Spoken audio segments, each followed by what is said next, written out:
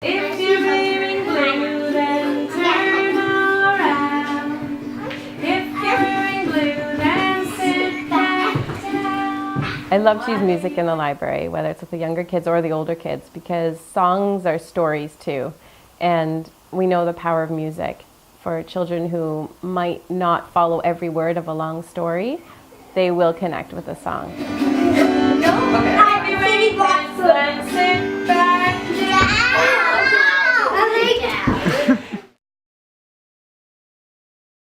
When the younger children come to the library, they hear a story. I was hatched a fly, said Penguin. But you, dear, are a penguin, said Teacher. Undeniable, which means that's true. So then they get to choose a book to take back to the classroom.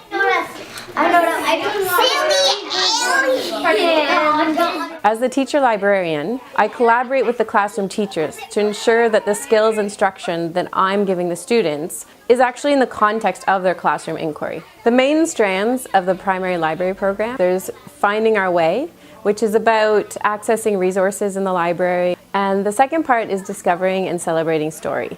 And this is where we take a literature focus, a thematic focus, maybe an author focus, and learn more about literature. One of the areas of our library that is featured is this space where we highlight a time of year, a celebration that might be happening. We have our nonfiction section here. We have a lot of beautiful texts here for doing research on animals or space or geography, maps, cultures, environmentalism, all kinds of topics. The early chapter books here, so I try to have a lot of variety. We know that when children start really building their reading skills and are ready for early chapter books, they might connect with one book but not with another, so I try to have lots of different topics. We have a fantastic collection that has been curated over the years by multiple librarians to represent diversity in all its forms. So this is where all the novels are housed in our library. Our whole library has over 11,000 books.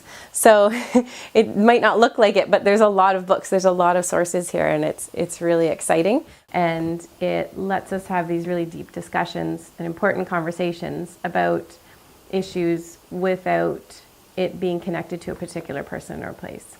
Is there a book that really brought you into a different kind of world, or made you see something with different eyes? Yeah. The Winnowing.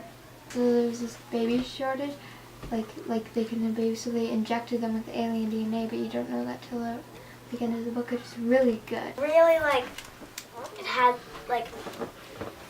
more detail than real life. Wow. A lot of detail. Whether you're talking about ideas in the library or you're online, you need to have a sense of how you're communicating and how the communication is received. I teach digital citizenship to grade 4, 5, and 6s, but I also do a few lessons before that in the earlier years. I have this display here of some of the new Indigenous texts that we have. Some are nonfiction, some are fiction, some are language learning texts, some are biographies. I've been working on decolonizing our collection, which means really looking carefully at every source in our library collection and determining whether the person who told this story is the person who should tell that story. I'm making space for more authentic voices on the shelves. We try to have lots of cozy little nooks and areas to read as well. So we have some couches that were sponsored by the Parents Association. And then we have our lovely window display. This room is full of windows.